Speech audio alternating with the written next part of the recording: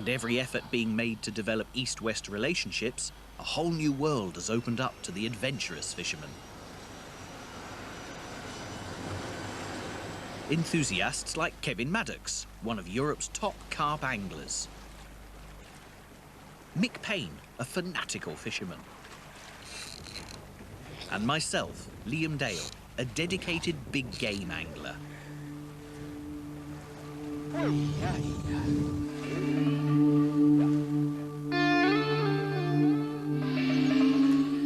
Our destination is Kazakhstan, where the Ural River meets the mighty Caspian Sea.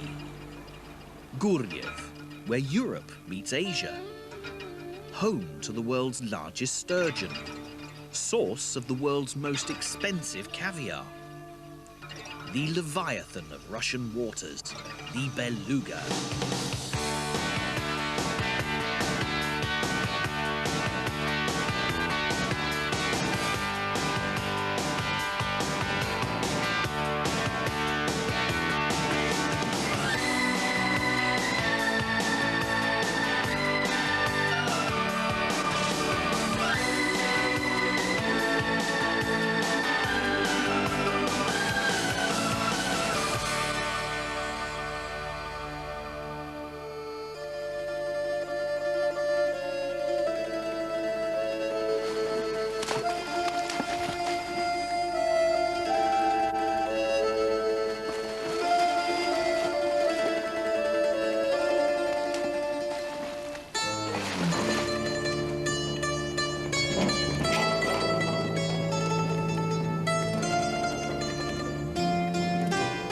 Stop, Moscow. But from here on, an unknown country, as well as an unknown species. The mixture of excitement and trepidation is explosive. Just beyond the control barriers, it was comforting to find our interpreter, minder, and unknown to us at this stage, our troubleshooter extraordinaire, Mikhail. He welcomed us with open arms, a beaming smile, and catastrophic news. Dobrudnie! All future flights to Guryev are cancelled indefinitely.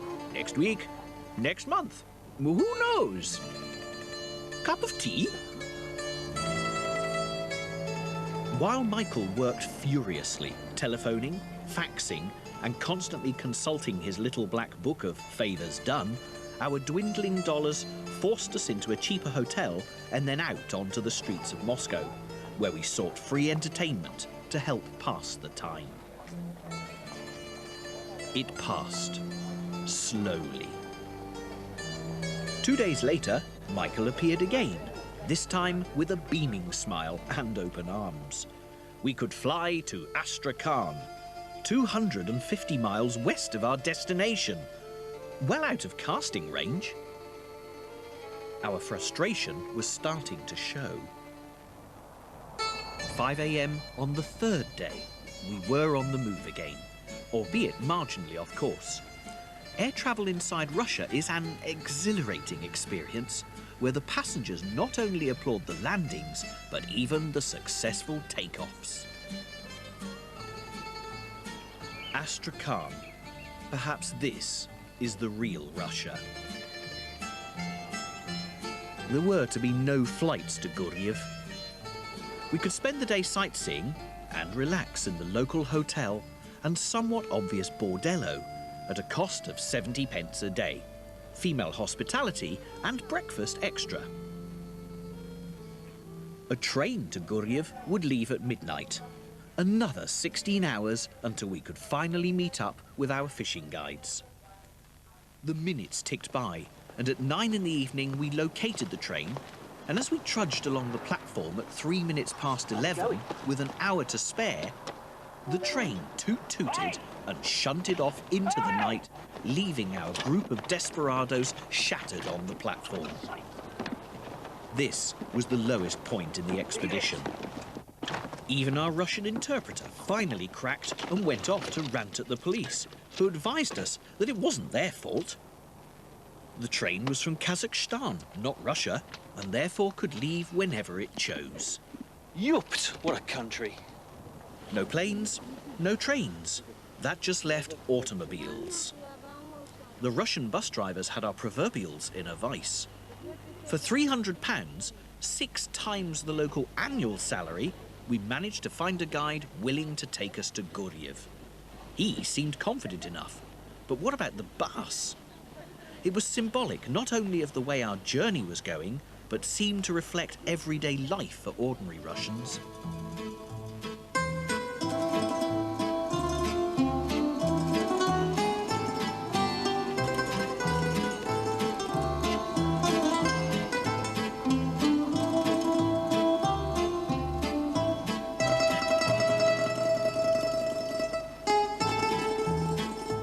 At last, we were on our way again.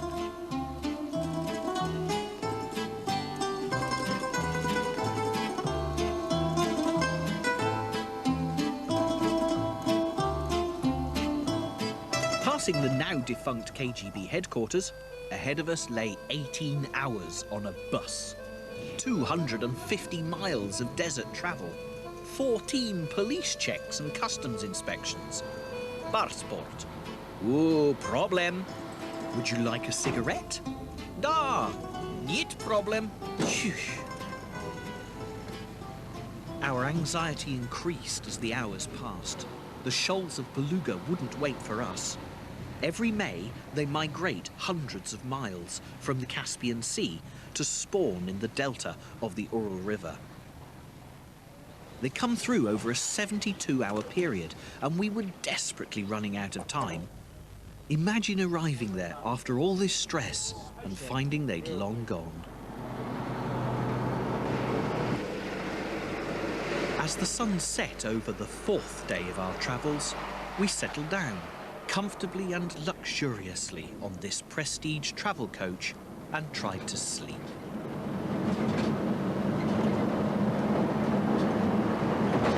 Through ever-increasing caviar country security, Kalashnikovs and Russian special services at every last mile, we finally arrived at Guryev.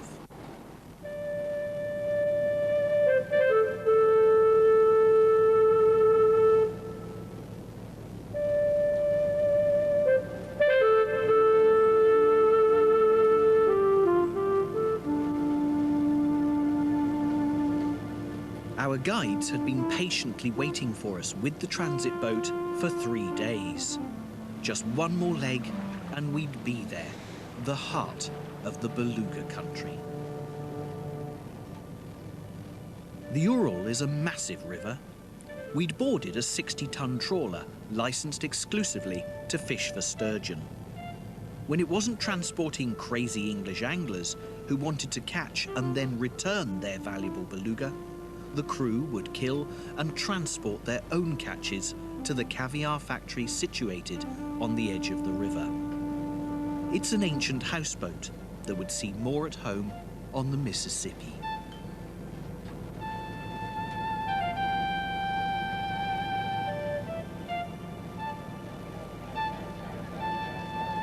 We began to glimpse the legendary wildlife.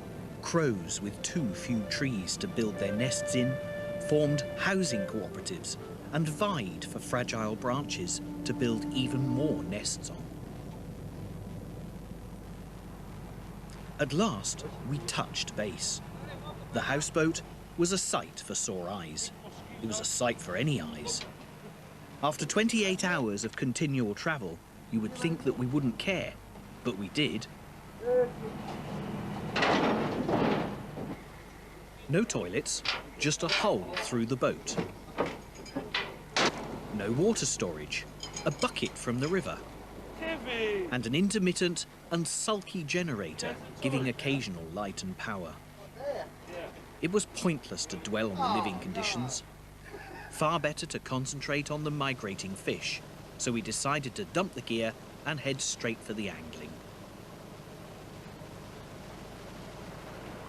The incredible size of the beluga places it almost in the class of legendary fish. Maximum weight can be 1.5 tons. A good beluga grows to over 5 meters.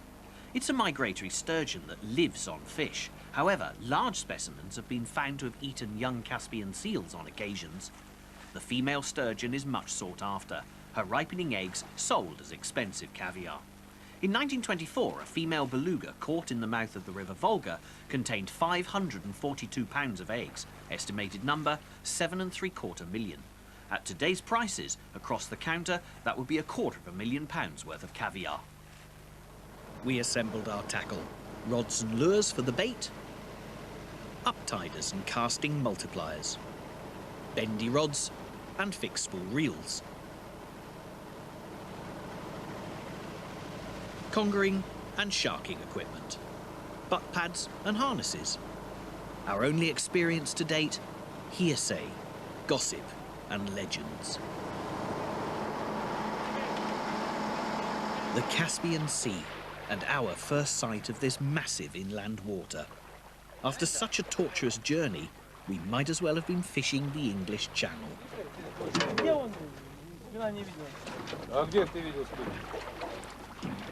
The wind intensified and the rain came down.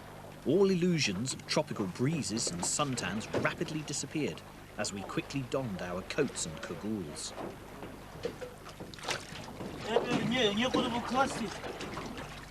Unsure of what the weight of the fish would feel like, we tackled up with lighter gear.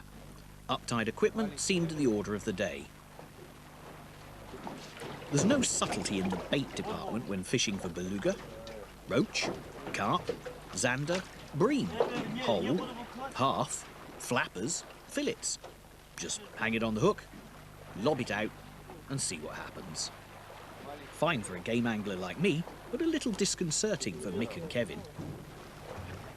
The guide who delivered the bait seemed more appropriately dressed for Siberia than Kazakhstan, but at last we were fishing, and I was the one lucky enough to hook the first beluga.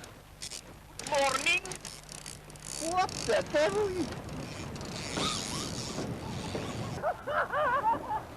Oh, he's got one!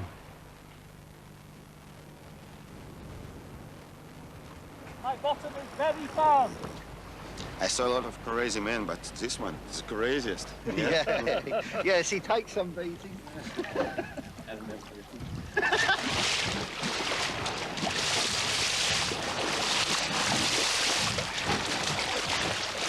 This was the only time I'd ever used a rod to keep a fish away from me rather than bring it in.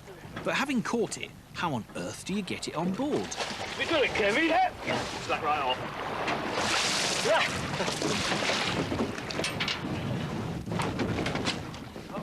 This fish weighed 128 pounds. For most anglers, a fish of a lifetime. What a start. Hang on, George. What's it?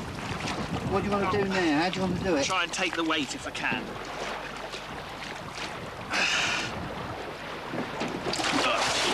I think you forget that idea.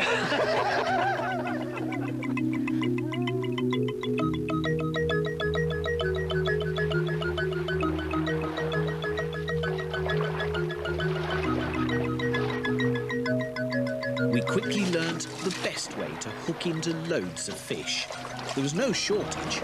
And then, almost like clockwork, Mick was in. Eloquently put. It's nearly in there, boys. It's not very big. Can you get it? It's not very well looked either. Just here. If it wants to go, let it go. Yeah. It's not very big.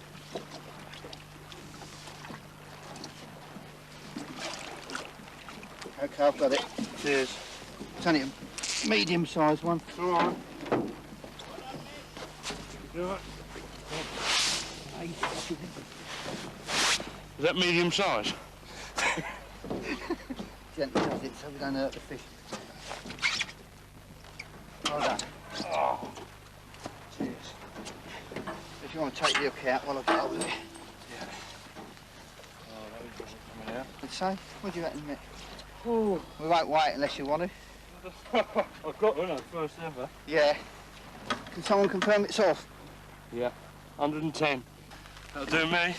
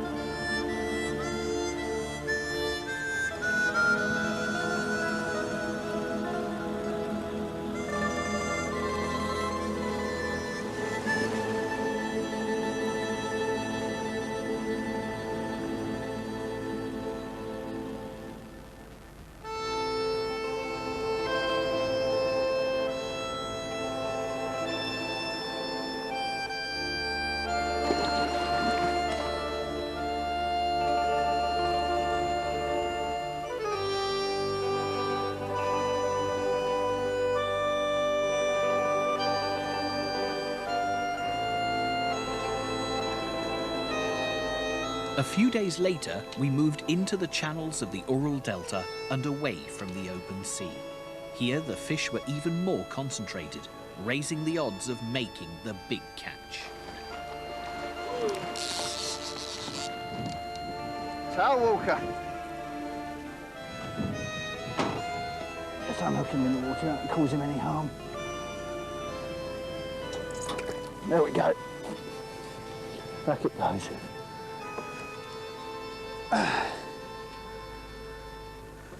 See if we can catch a bigger one.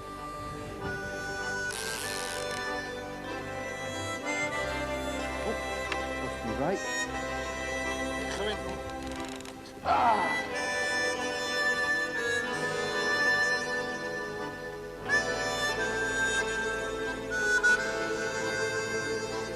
Back it goes.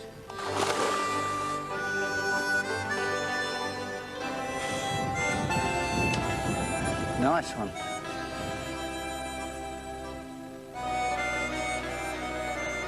Oh, here we go. Oh, it's not one of those funny ones. Whoa! I took the 6:30 train from Astrakhan that left an hour early. Wow. Oh, he felt your line.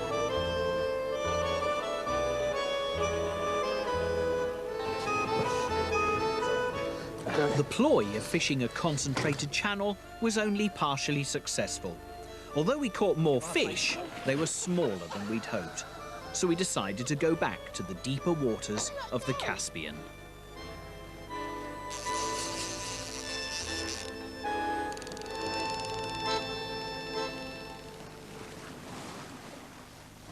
It didn't take long for Kevin to get into what looked like a big Butt pad. fish. Might need a butt pad on this one. Don't know. It's a good fish, this one.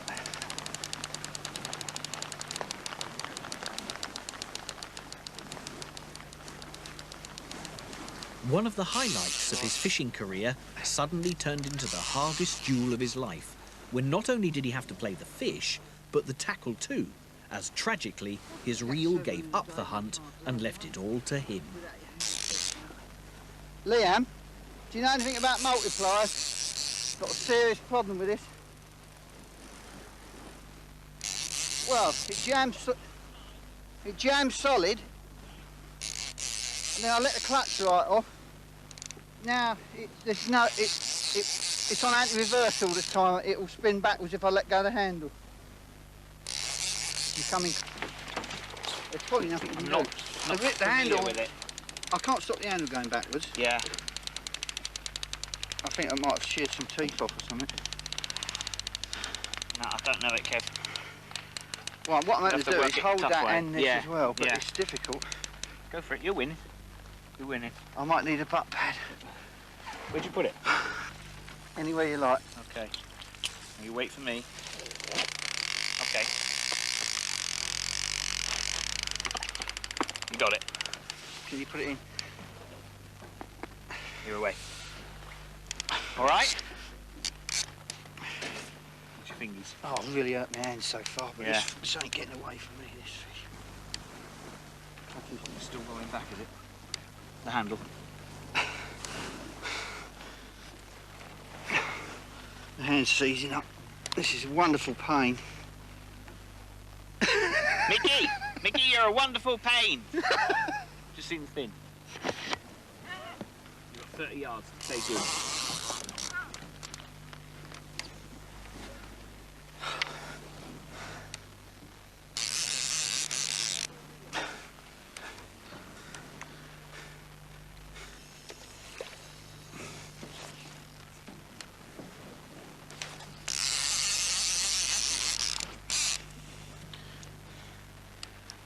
I'm going to need a lot of help to land this fish. Right, I'm going to have to go out on a little boat and I'm going to need 2 people to land this. It's a big fish. Yeah. Boat.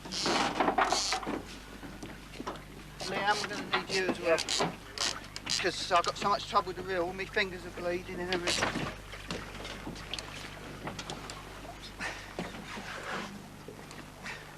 Where is she?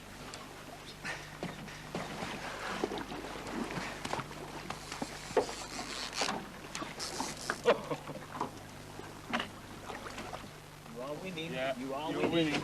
You are winning. Give some space, Kevin. Give some space. Slack line. Yeah. Slack line. You ain't going nowhere, Not baby. yet. Not yet. She ain't going. All right. Don't let go of it, please, Mick. No. Come on, get that girl. Not yet. No, she's too long. Put down. A bit of pressure, Kev. Gentle pressure on the head. Gentle pressure. Gentle. Mick low the tail.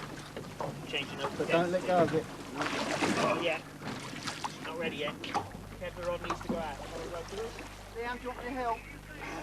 Get under its gill.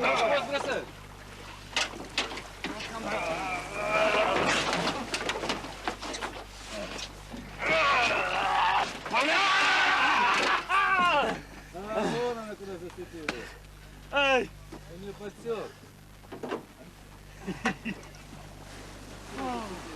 Told you I wouldn't let her go, mate. Hey? Told you I wouldn't let her go. Thanks, mate.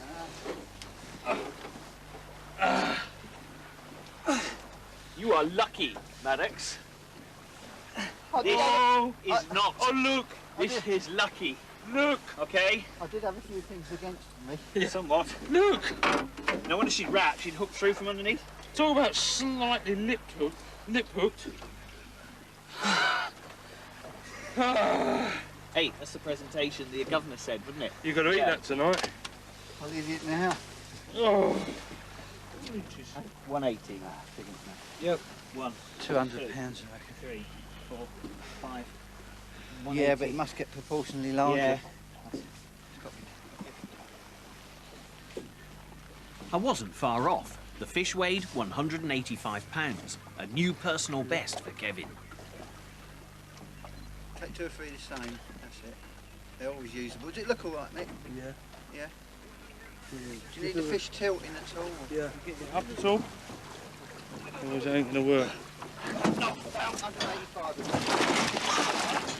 Sure? Nice one. No, it's not Nice really one. slide. Yeah, stop it. Close to the boat.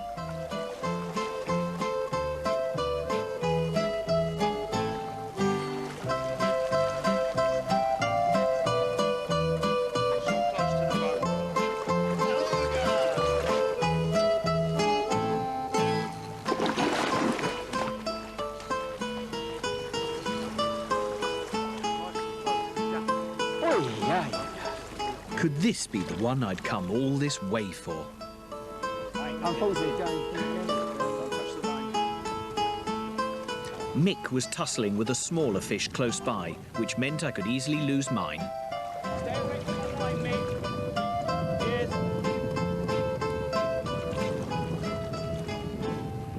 But I am actually now winning. I don't know how it's coming over the side, though. not very big though. After getting control, Mick finally managed to land his fish. Gently. Carefully does it, we're not going to hurt the fish. See? As we stand here holding this, Liam's playing a fish twice as big as himself and not getting very far with it. See? A fisherman's paradise. Just get back. Yeah. Slide it under. Indeed it is, Kevin, and don't you worry, I am going to land this fish. It'll be a gaff job, I think.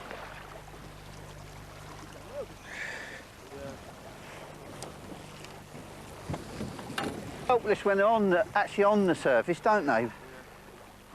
Now Liam's just basically fighting the current of the river, aren't you, Liam? Oh, I've got no back left. The fish is not doing a lot, it's just 200 pounds of fish and a strong current. There's water going in his mouth just now. Here she comes. Walking backwards. Don't pull Liam's line too much. It's clear this is an enormous fish. It's going to be very difficult to get her on board, but she's not mine until she's safely landed. This mustn't be the one that got away. Hurry up, Mick.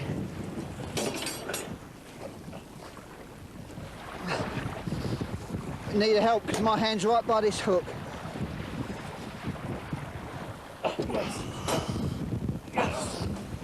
Steady as you go. With that decent set of fish. It's a big one. What's the trouble?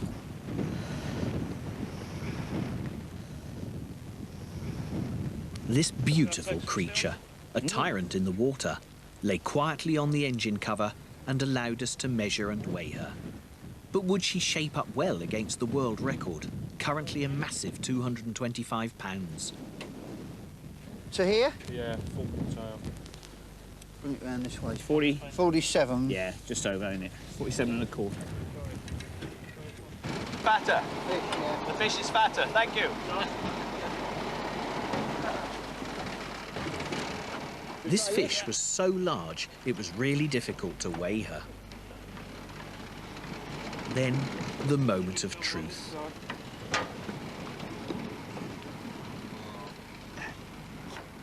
Where we at?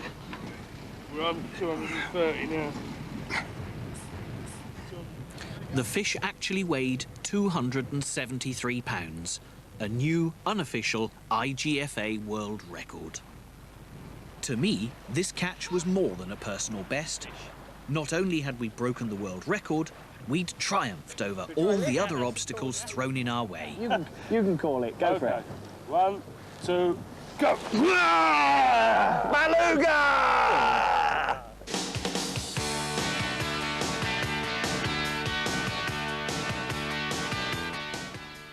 Alan Titchmarsh and the team are making dreams come true in the back garden on BBC Two next.